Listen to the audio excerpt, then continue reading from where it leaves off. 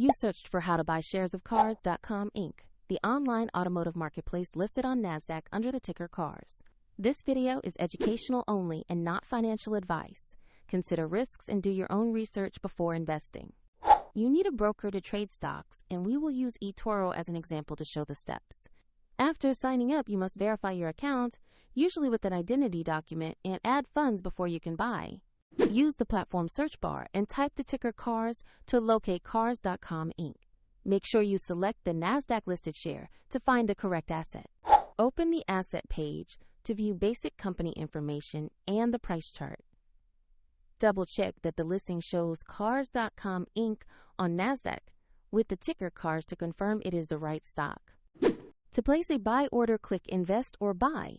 Enter the amount you want to allocate, review the order details, and confirm the trade.